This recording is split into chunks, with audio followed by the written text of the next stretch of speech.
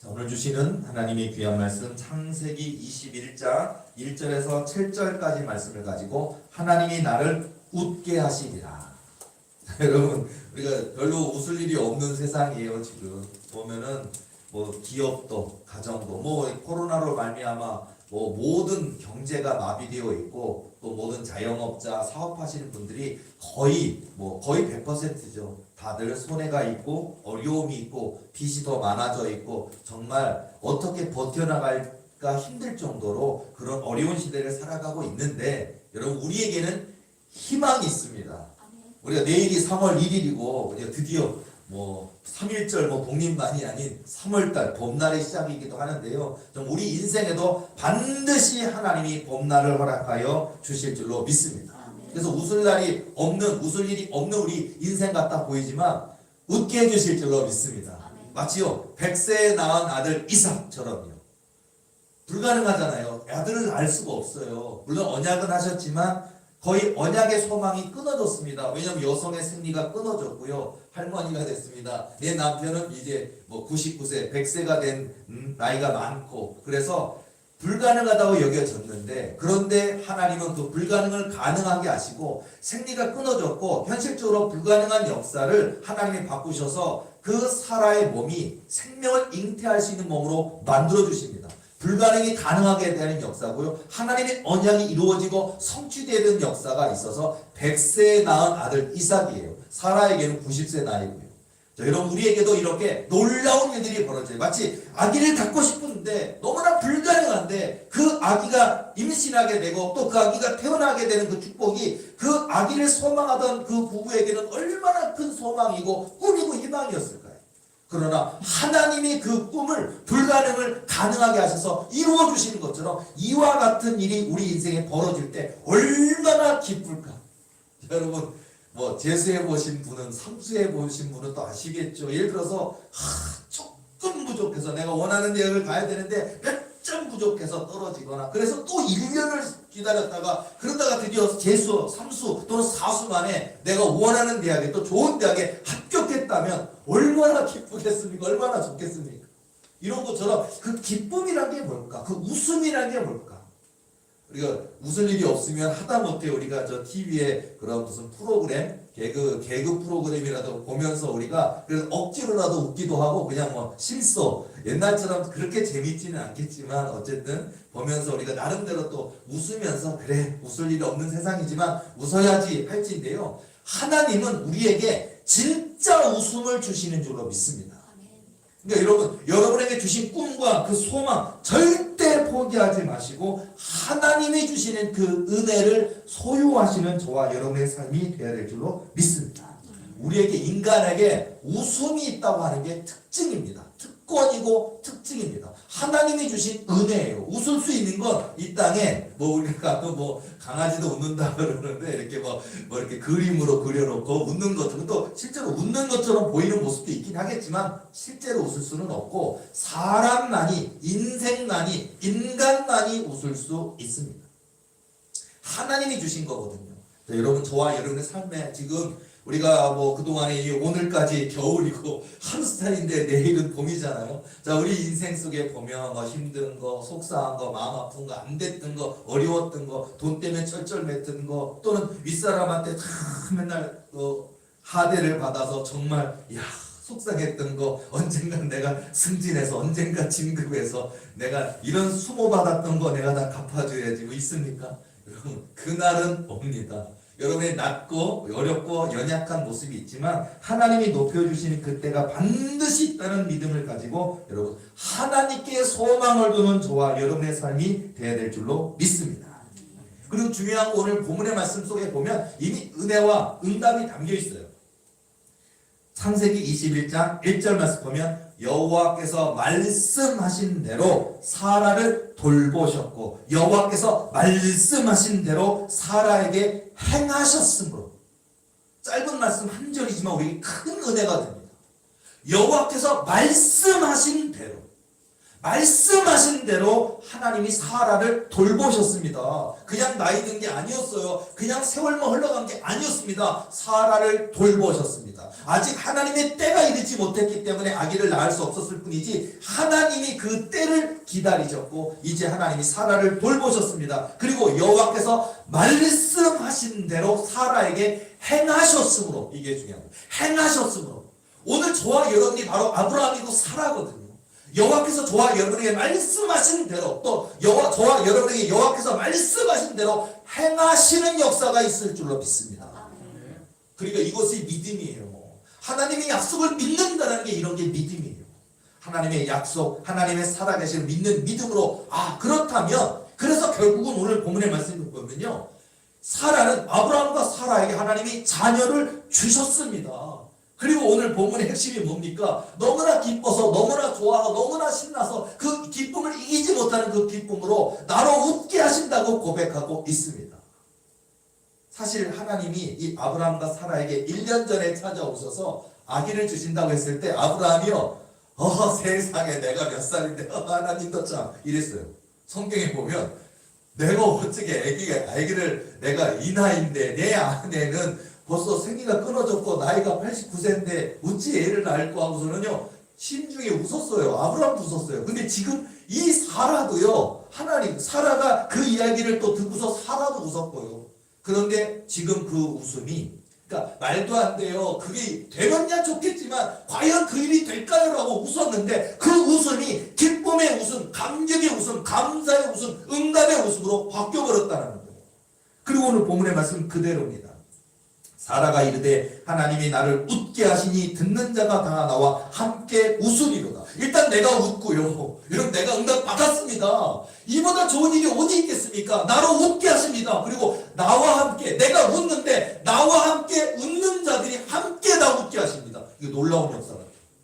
오늘 만약 우리 교회라고 치면은요, 우리 교회에 하나님이 주신 은혜가, 응답이 또 목사님만 기뻐하겠습니까? 우리 모두에게 하나님의 살아계심의 증거가 되지 않겠어요? 하나님이 약속하신 것이 이루어지는 역사가 되지 않겠습니까? 그렇기 때문에 우리 함께 기뻐하며 웃는 역사가 있을 줄로 믿습니다. 여러분, 우리에게 소망이 있다는 거예요. 세상은 소망이 없습니다. 세상은요, 우리를 가지고 안 된다, 할 수 없다, 불가능하다 조롱합니다. 돈이 없다고, 백이 없다고, 부모님이 재벌이나 장관이 아니라고 안 된다고 합니다. 그러나 우리는, 하나님은 우리에게 할 수 있다 말씀하십니다.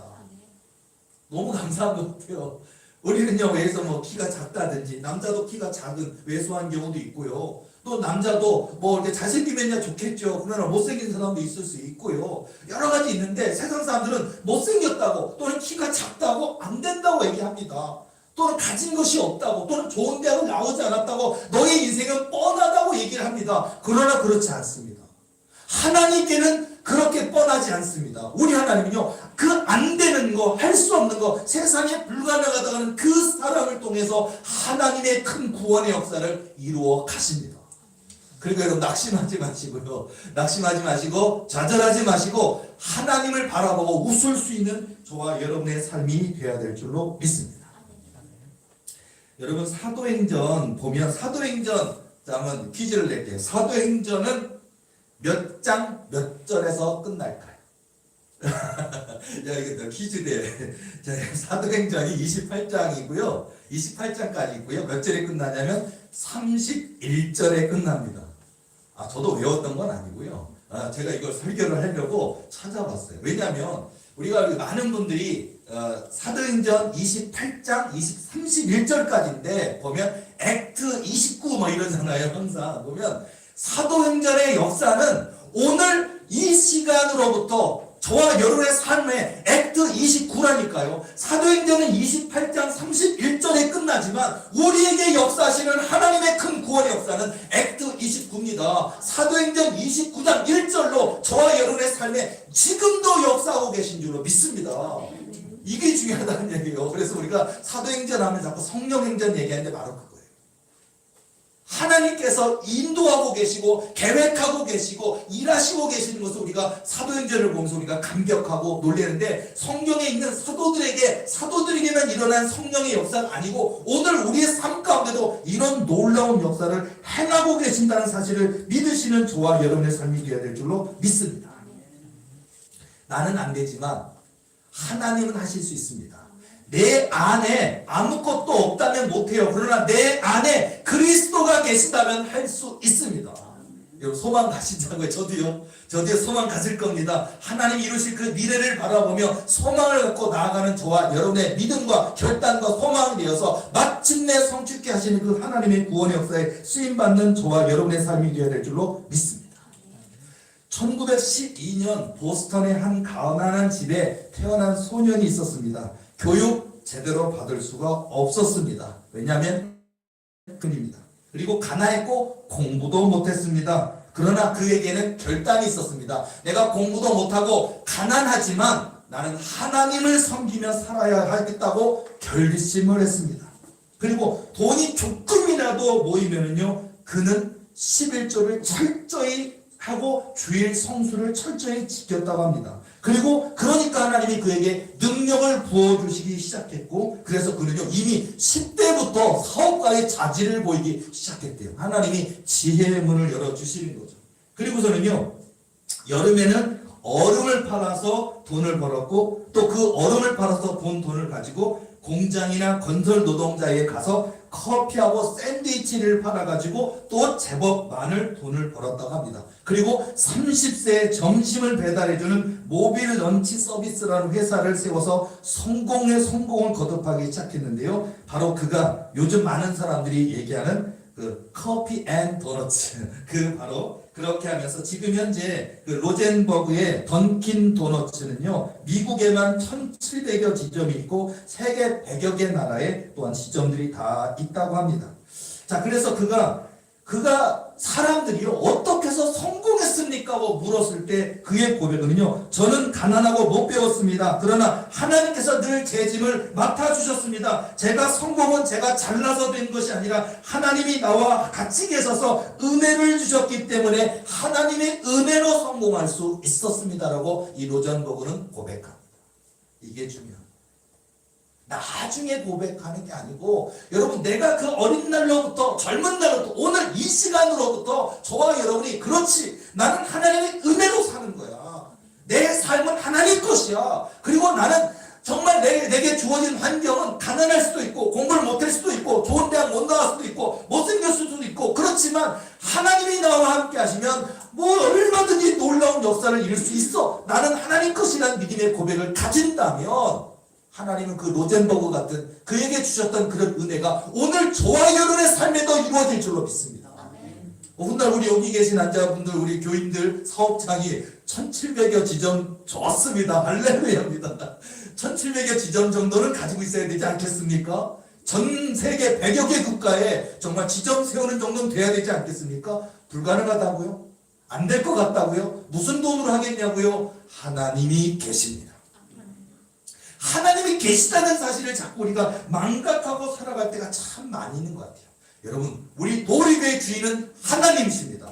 고한영 목사의 주인 하나님이십니다. 여기 계신 저와 여러분의 삶의 주인은 하나님이십니다. 그 하나님이 하신다고 하시면 하시는 것인 줄로 믿습니다. 왜냐고요? 그분은 하나님이십니다. 전능하신 하나님이십니다. 복의 근원이십니다. 생명의 근원이십니다. 가난하게도 하시고 부하기도 하시고 낮추기도 하시고 높이기도 하시고 음부에 내리기도 하시고 올리기도 하시는 전능하신 하나님이 우리 아버지 하나님이십니다. 우리 하나님은 죽은 하나님이 아니십니다. 지금도 일하고 계시고 움직이시고 지금도 홍해바다를 가르시고 지금도 골리앗을 꼬꾸라뜨리시는 역사를 하시는 살아계신 하나님, 우리 아버지 하나님이신 줄로 믿습니다. 그러니까 낙심하지 말자고요. 우리가 신앙생활을 하면서 이런 하나님, 위대하신 하나님이 우리와 함께 있는데 자꾸 우리는 눈에 보여지지 않는다고, 손에 잡혀지지 않는다고, 당장에는 안 잡혀질 수 있어요. 왜냐하면 우리 그릇을 든든하게 준비하시거든요. 깨끗한 그릇으로, 겸손하고 온유한 그릇으로 하나님이 부어주신 은혜를 담을 수 있는 그릇을 만드시는 기간은 있습니다. 그 기간을 통과해 내야만 하는 거예요. 그 기간을 통과해내면요, 여러분 그 우리 여기 계신 저와 여러분의 삶 가운데 하나님이 이런 일을 행하실 때 우리 얼마나 기쁠까요? 자, 우리 도리교회 교인들 모두요, 뭐 저도 마찬가지고요. 자, 우리 그냥 아파트 이런데 빌라 이런 데 사지 마시고 단독주택 뭐 그냥 3층짜리 4층짜리 이런 데 좀 지으시고 앞들 운동장처럼 뒷들 운동장처럼 주차장 5대 10대 내 맘대로 될 수 있는 이런 데서 사시기를 예수님의 이름으로 축복합니다. 그 정도쯤 돼야 웃을 수 있지 않겠어요? 여러분의 부모 친척 고륙들에게 집 썼다고 초대해가지고 바베큐도 구우면서 와서 뭐라고 했어. 가족들이 어머나 쟤는 못 살 줄 알았는데 쟤는 뻔할 줄 알았는데 세상에나 어찌 저렇게 부자가 됐을까, 저런 좋은 집을 샀을까, 와 할 때 여러분 바로 이때라. 그들에게 많이 먹여주시고 많이 입혀주시고 또 그들에게 호주머니에다가요, 여러분 집사면은 자랑만 하지 마시고 여러분 가족들 친지들 호주머니에다가 용돈도 많이 넣어주시고 뭐 이렇게 결혼하면 보통 뭐 양복도 사주시고 뭐 이불도 준비하시잖아요. 해주세요. 막 하세요. 내가 하고 싶었어. 여러분이 이불도 막 좋은 거 해가지고 막 주고서 그래야 이 사람들이 이게 말이 없어요. 그래서 가서 오히려 그리고 그때 뭐냐, 하나님이 하셨습니다. 내 지식으로 했겠어요? 내 힘으로 했겠어요? 내 노력으로 했겠어요? 하나님이 하셨습니다. 그 말 한마디가 그분들을, 그 안 믿던 그분들을, 또 교회 안 갔다고 하는 그분들을 하나님께로 인도하는 놀라운 역사가 될 줄로 믿습니다. 그러니까 여러분 우리가 그런 준비를, 그래 나 이렇게 할 때 얼마나 기쁠까, 얼마나 신날까, 얼마나 좋을까요? 하나님은 그렇게 해 주실 줄로 믿습니다. 우리가 잘 아는 프랭클린 루즈벨트 대통령이요, 미국의 대통령이 된 거 여러분 잘 아시죠? 그런데 여러분이 알고 있는 것처럼 그 루즈벨트 이 대통령은 소아마비가 있고 걷지 못하는 분이라 휠체어를 타고 다니시면서 이 역사의 주인공이 되었는데요. 자, 근데 어쨌든 이 사람은 소년 때부터 꿈을 키웠습니다. 그런데 39세 때 소아마비가, 어렸을 때 온 게 아니라 39세 때 소아마비가 찾아왔고요. 그로 말미암아서 그 후유증으로 휠체어를 타는 시세가 됐는데 아주 묵진장 재활 훈련, 걷고자 하는 훈련을 많이 했대요. 그런데도 불구하고 그 자기 다리로 걷는데 실패했다고 합니다. 자, 그 어머니 사라조차도요, 아들에게 더 이상 걸으려고 하지 마. 너는 안 돼. 그리고 너의 꿈도 그건 불가능해. 대통령 네가 이렇게 다리를 걷지를 못하고 휠체어를 타고 있는데 어찌 네가 대통령의 꿈을 가질 수 있느냐라고 포기하라고 해요. 어머니까지 포기하라고 얘기했다고 합니다. 그러나 그의 부인, 루즈벨트 대통령의 부인 엘레나는 그에게 당신은 다리에 장애를 가지고 있을 뿐 당신의 꿈은 장애를 갖고 있지 않아요. 하고서 하나님이 우리와 함께 하신다면 당신의 그 놀라운 꿈은 하나님이 이루어 주실 거예요 라고 위로했다고 합니다. 거기에 루즈벨트는 큰 꿈과 소망을 가졌고요. 그리고 도전했습니다.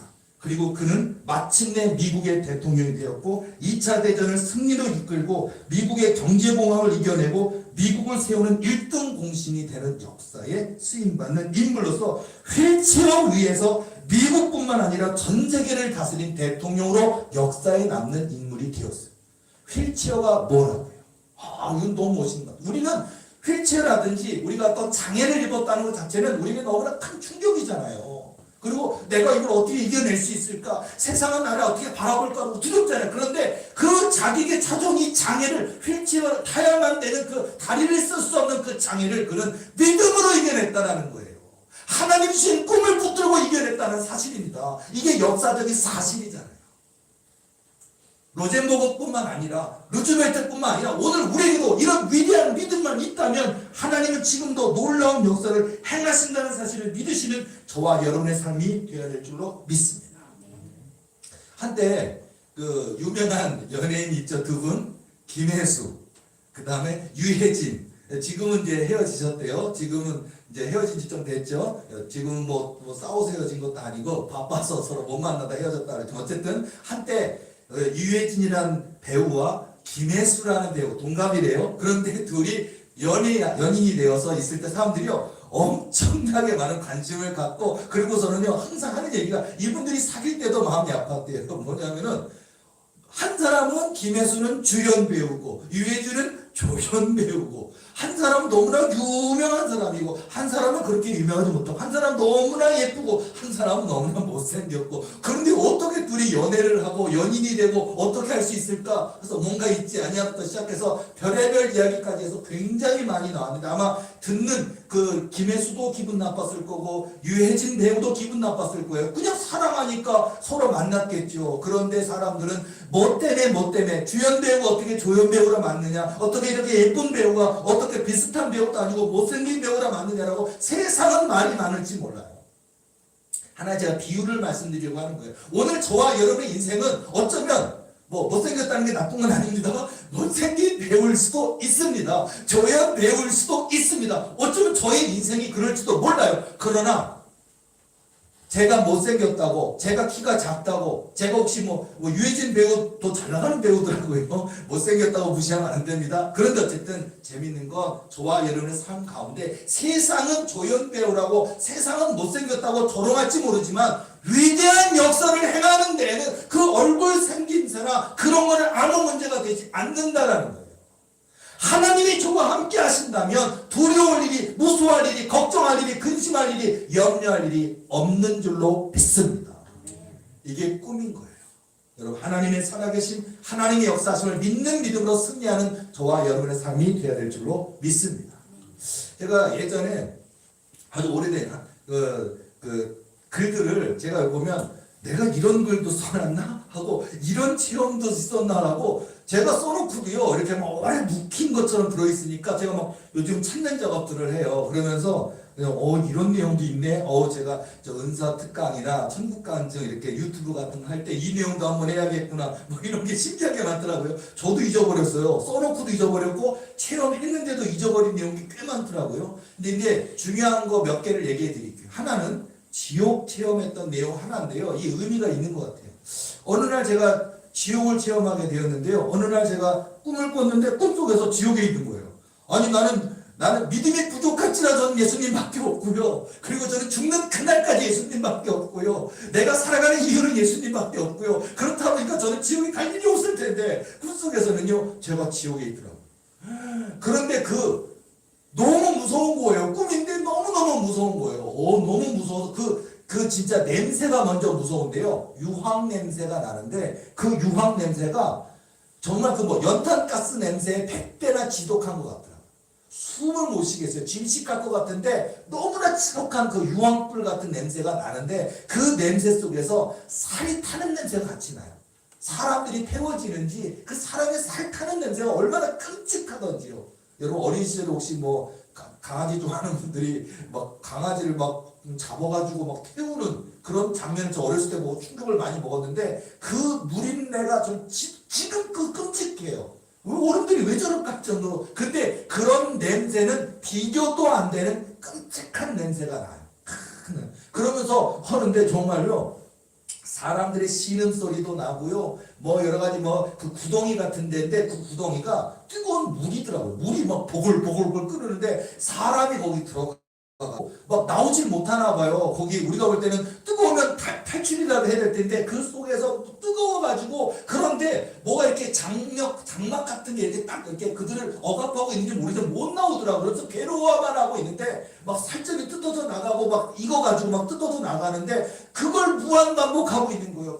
하면서 괴로워하면서 막 나를 갖다 손짓하면서 여기서 나를 건져달라는 거예요. 나는 그 속에 들어있지 않는지 모르겠지만 무서워 죽겠는데 그럼 막 가슴이 덜덜덜 떨리고 내가 왜 여기 와 있는 거지? 내가 혹시 하나님 앞에 잘못한 게 있어서 내가 지옥에 떨어지는 건가? 막 무섭더라고요. 막 공포스럽더라고 하더니 이거 어떻게든 내가 이거를 탈출해야 되겠는데 여기를 벗어나야 되겠는데 방법이 없는 거예요. 그러다가 갑자기 제가요 막 날아다니는 진짜 날개 달린 악마도 있어요. 날개 달린 악마처럼 된 게 막 날아다니고 여기서 막 끓는 불에서 사람이 막 신음을 하고 있고 막 살 타는 냄새가 막 나고 유황불의 지독한 냄새가 막 나고 막 그런 상황인데 제가요 딱 막 1000만 가지 머릿속에 여기 지옥을 탈출할 방법이 뭐가 있을까? 어떻게 하면 여길 벗어날 수 있을까? 나 지옥에 오면 안 되는데 나 천국 가야 되는데 왜 여기 있을까 하고 천국 갈 방법이 뭘까라고 막 고민하는데 100만 가지 머릿속에 딱 생각이 들더니요 제가 지옥의 딱 한복판에서요 양손을 딱 이렇게 벌리고요 하나님 감사합니다 제가 갑자기 미쳤어요. 하나님 감사합니다. 지옥 한 군데 떨어졌는데 감사를 하더라고요. 하나님 감사합니다 하고. 아니 저는요 유일한 이렇게 하다 안 하면 죽을 것 같으니까 하나님 감사합니다를 내 목이 찢어져라고 하나님 들으시라고 소리 지르는데 갑자기 하늘에서 번개처럼 빛이 내려오더니요 저를 감싸돌더니 붕 떠오르더니 천국으로 싹 데려가시더라고요. 그리고 꿈이 딱 깼어요. 저의 어떤 지옥 체험과 또 그 부분인데 이게 의미가 깊은 건 뭐냐면요. 자 여러분 우리가 어떤 단지 영적인 문제 이 땅의 육으로 살다가 이제 예수님 안 믿으면 지옥이고 예수님 믿으면 구원이고 이것뿐만 아니라 어쩌면 우리 인생에 물질이라는 또 영적인 도전이라는 가난이라는 어떤 죄라는 지옥이라는 수많은 문제들이 있을 때 우리가 잊어버리고 있었던 일 이거를 해결할 수 있는 방법이 어쩌면 단순하다는 거예요. 바로 하나님 감사합니다라는 고백이 내가 지옥 한복판에 있을지라도 나를 구원해내는 능력이 거기 있더라고요. 나를 구원하시는 분은 예수님이고 예수 보혈이고 예수님이 나를 위하여 흘리신 그 눈물과 피와 보혈일 것인데 하나님 감사합니다라는 그 고백이 나를 구원해내는 능력으로 나타나더라고요. 이거는 여러분 오늘로 우리가 이 겨울로 2월 28일로 우리의 고난 힘든 거 지친 거 상한 거 다 보내버리고요. 우리가 이 3월 1일부터 우리가 해야 될 일, 물론 오늘부터 해야 될 일은 뭡니까? 하나님 감사합니다. 하나님 감사합니다. 이 하나님 감사합니다. 어려울 때 감사할 게 하나도 없는데 하나님 감사합니다 하세요. 지옥의 한복판에 있는 것 같은데 하나님 감사합니다 하세요. 그때 하나님의 역사가 구원의 역사가 나타날 줄로 믿습니다. 그래서 그 생각이 하나 떠오르고요. 제가 이번 주에 그 꿈 하나 꾼 게 있는데요. 그 꿈을 보면은요 너무 신기했던 그런 부분이고 중요한 부분인 것 같은데요. 꿈에서 제가요 제대를 앞두고 있는 군인이더라고요. 여기 남자분들은요 물론 군대에 이미 제대한 사람인데 또 군대 꿈꾸면 끔찍해요 사실은. 물론 저도 제대한 지 너무 오래돼서 이제는 군대에서 아예 오지도 말고 예비군 훈련도 없고 아무것도 없는 나이가 돼버렸지만은요 하여튼 군대에 제대했는데 또 상병돼 있고 일병돼 있으면 끔찍하거든요. 근데 어쨌든 이제 제대 꿈이 원래 응답꿈이거든요. 근데 제가 제대를 앞두고 있는 한두 달 안 남은 것 같아요. 말년 병장인데 말년 병장이라 한마디로 떨어지는 낙엽도 피해 다니면서 어떻게든 상사 지휘관인 원사를 피해 다니고 그러니까 행정보급관 피해 다니고 중대장 피해 다니면서 어떻게든 짱 박혀 있고 어떻게든 조용히 있다가 아무 탈 없이 제대하는 게 원래 군인들 제대 말년 군인 저도 그랬어요. 제대 말년 때 저도 책만 읽었던 것 같아요. 책만 읽고 그리고 저는 이제 취사병이었으니까 그 취사 올라가서 노는 건 아니고 취사 가서 밥하는 건 했어요. 제대하는 날까지 밥은 했는데 그렇게 조용히 안전하게 있다 나왔던 것 같은데요. 꿈속에서 제대 말년인 병장의 딱 모습인데 그 진지공사를 하더라고요. 여러분 저도 군대에 있을 때 진지공사를 몇 번 했는데요. 이 군인들 진지공사 정말 힘들어요. 구덩이 파야 되거든요.